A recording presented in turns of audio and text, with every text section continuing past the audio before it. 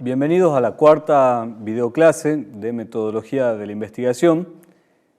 En este caso vamos a continuar con el desarrollo de algunos de los temas de la primera unidad referida al conocimiento científico.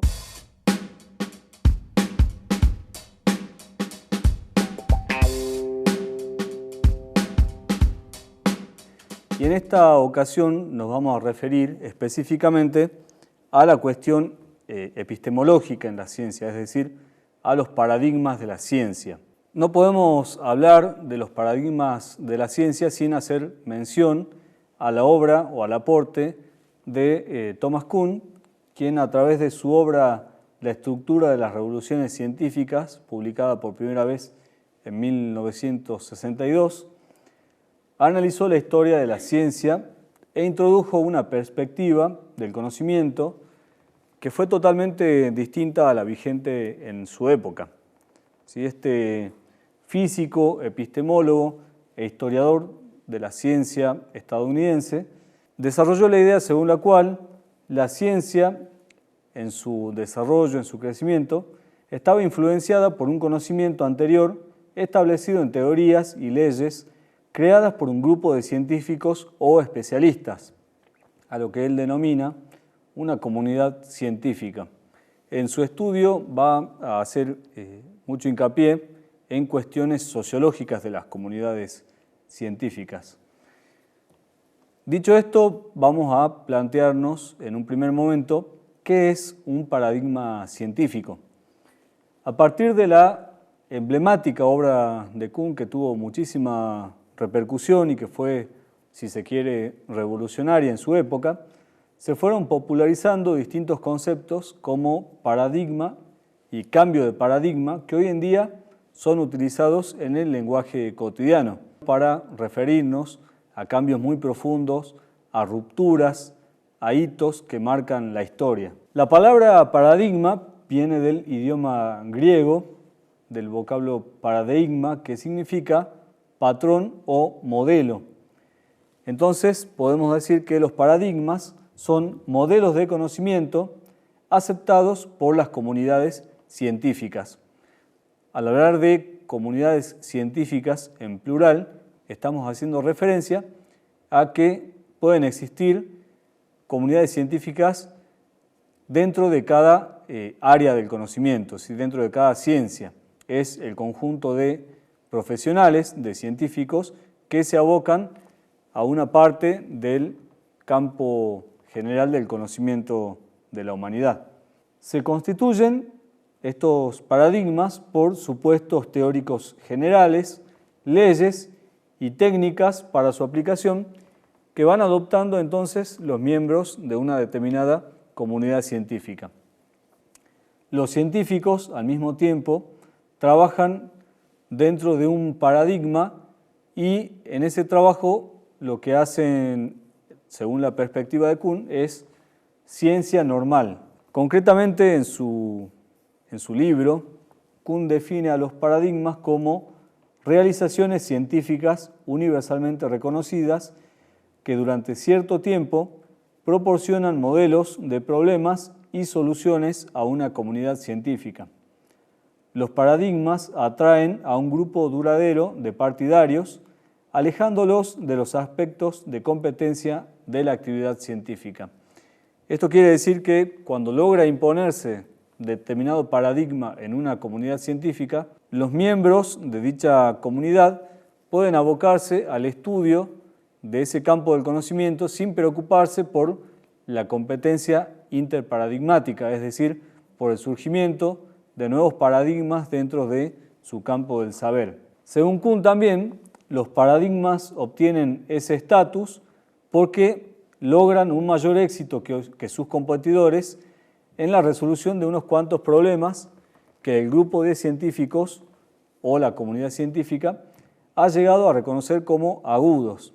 Supongamos que en el campo de la física, el grueso de los científicos adopta determinado paradigma porque reconocieron una serie de problemas que deben ser resueltos o preguntas que deben ser respondidas y ese paradigma determinado los resuelve, por lo menos en forma medianamente satisfactoria en su conjunto, por lo cual van descartando paradigmas rivales para establecer un único paradigma. ¿Qué es lo que sucede cuando se da entonces el trabajo bajo un determinado paradigma? Esto significa que dicha actividad científica no puede llevarse adelante, no puede desarrollarse de ninguna otra forma, es decir, no admite alternativas.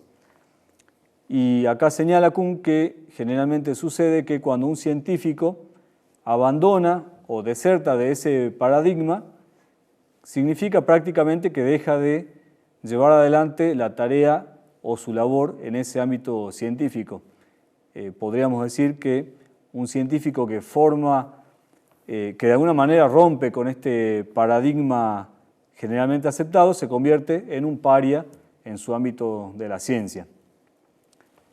La comunidad científica obtiene distintas ventajas con la adopción de un paradigma, al que también en algún momento Kuhn llamará matriz disciplinar, porque se logra un criterio para seleccionar problemas que mientras este paradigma se dé por sentado, puede suponerse que tienen una solución. Al mismo tiempo, la adopción de un paradigma también significa que esos serán los únicos problemas que la comunidad científica admitirá como científicos. Es decir, que los que no pueden resolverse dentro de ese paradigma se considerarán como pertenecientes al campo de otra ciencia o como un ámbito en el cual no vale la pena invertir esfuerzos, ¿sí? La misma comunidad científica va a alentar o a animar a sus miembros a tratar de resolver esos problemas considerados entonces como problemas científicos.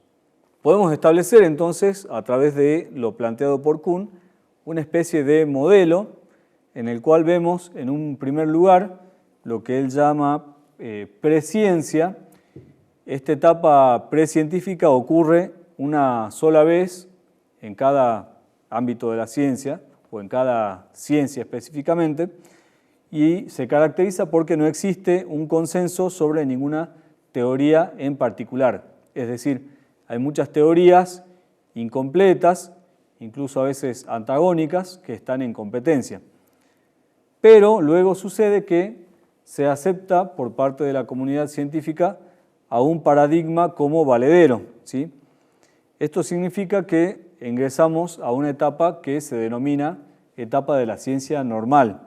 Esto quiere decir que los científicos usan el paradigma para explicar su ciencia y con el uso del mismo se van acumulando al mismo tiempo también distintas paradojas, ¿sí? Distintas anomalías u observaciones que van entrando en conflicto con ese paradigma. Esta acumulación de anomalías que no puede ser explicadas en el paradigma dominante van a generar finalmente una crisis, ¿sí? En la crisis podemos decir que lo que sucede es que los científicos de la comunidad científica van perdiendo confianza en el paradigma inicial, ¿sí?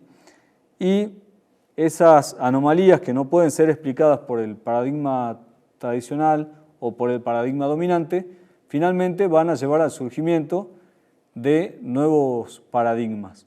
¿Cómo sucede esto? A través de lo que Kuhn denomina las revoluciones científicas, ¿sí? Estas se dan porque los científicos básicamente empiezan a probar nuevas teorías y la proliferación de teorías lleva a los científicos a llegar a discutir incluso los mismos fundamentos de la ciencia. Se produce lo que podríamos denominar una batalla intelectual entre distintos grupos de científicos para determinar cuál será el nuevo paradigma dominante. La adopción de un nuevo paradigma completa entonces este ciclo y ese nuevo paradigma da lugar nuevamente a la ciencia normal. ¿Cómo logra este estatus el nuevo paradigma? Básicamente porque va ganando seguidores o va ganando adeptos dentro de la comunidad científica hasta convertirse justamente en un paradigma aceptado mayoritariamente. la diferencia entre el paradigma nuevo y el paradigma anterior es tal que incluso puede llegar a cambiar la forma en que se encara el objeto mismo de estudio de la ciencia, ¿sí? Cambia de alguna manera entonces el mundo científico, es incompatible con el paradigma anterior, implica un cambio incluso en los supuestos básicos de la teoría dominante de la ciencia y básicamente se abandona una estructura teórica completa para ser reemplazada por otra estructura teórica. A lo largo de su trabajo, Kuhn recurre a diferentes ejemplos de la historia de la ciencia para ilustrar este modelo o este proceso de revoluciones científicas. Acá seleccioné uno que me parecía adecuado para nuestro curso, debido a que incluye nociones que podemos manejar desde nuestro conocimiento básico que tenemos de astronomía, ¿sí? En cuanto a este paradigma, Kuhn divide dos grandes observaciones. Una tiene que ver con dónde se fija el centro del universo y la otra observación acerca de las órbitas de los planetas, ¿sí? Cuando se estableció el paradigma, se colocó en un primer momento a la Tierra como centro del universo, en una concepción según la cual el Sol y los planetas, y en realidad todos los cuerpos celestes, giraban alrededor de ella, ¿sí? Y en base a esta concepción se elaboró también, en cuanto a las órbitas de los planetas, la conjetura de que todos los planetas tenían una órbita circular. Estamos hablando de un modelo geocéntrico, es decir, con la Tierra en el centro. En el periodo de ciencia normal, los científicos fueron creando modelos y fórmulas para explicar el movimiento de los planetas, siendo el más famoso o el que más se popularizó el modelo de ciclos y epiciclos de Claudio Ptolomeo, ¿sí? Un astrónomo que vivió entre el año 100 y 170 de nuestra era. Al mismo tiempo, estos modelos se fueron basando en órbitas de planetas de forma circular. La crisis se produjo, en el caso de la idea del centro del universo, cuando las fórmulas de Ptolomeo resultaban muy complicadas para calcular las órbitas de los planetas y al mismo tiempo empezaron a no corresponderse con las observaciones que hacían los astrónomos. Es decir, empezó a haber una discrepancia entre la teoría y la práctica, en este caso la observación científica. La revolución científica en este caso se produjo cuando empezaron a surgir nuevas ideas, entre ellas las que adquirieron mayor notoriedad fueron las de Nicolás Copérnico, quien estipuló que el Sol es el centro del universo y que la Tierra y el resto de los planetas giran alrededor de él. Es decir, pasamos de un modelo geocéntrico a un modelo heliocéntrico. En cuanto a las órbitas de los planetas, fueron apareciendo también ideas como las de Kepler, quien propuso que los planetas siguen una órbita elíptica. Por último, se fue estableciendo a partir de todos estos conocimientos un nuevo paradigma. El punto cúlmine podemos decir que es cuando Galileo Galilei demostró, gracias a un nuevo invento, es decir, el telescopio, que Copérnico tenía razón, y cuando Isaac Newton demostró, con la ayuda de una nueva matemática, del cálculo matemático, y las leyes del movimiento que él mismo propuso, que Kepler tenía razón en cuanto a los movimientos de los planetas.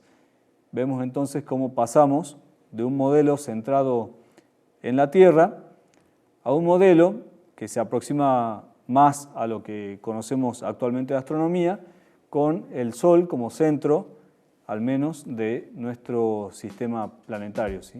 Como conclusiones podemos decir que, desde el punto de vista de Kuhn, las revoluciones científicas son lo que permiten el progreso de las ciencias, no por la acumulación de los saberes, sino por justamente rupturas y cuestionamientos. Decimos que su obra fue un hito en la epistemología porque justamente hasta ese momento se creía o estaba muy difundida la creencia de que la ciencia progresaba por acumulación de saberes. Es por eso que al final de su libro él va a resaltar la necesidad de abandonar la idea de que los cambios de paradigmas llevan a los científicos más cerca de la verdad y que el proceso de desarrollo de las ciencias no debe estar marcado por un camino hacia una meta final. Propone pasar de ver a la ciencia como aquel camino hacia lo que queremos conocer por una perspectiva que considere la ciencia a partir de lo que conocemos. En su forma de ver entonces el proceso de conocimiento, Kuhn abrió la posibilidad de crear paradigmas nuevos que permitan ver de manera distinta los mismos lugares del mundo del conocimiento. Hasta acá llegamos entonces con esta cuarta videoclase referida a los paradigmas de la ciencia.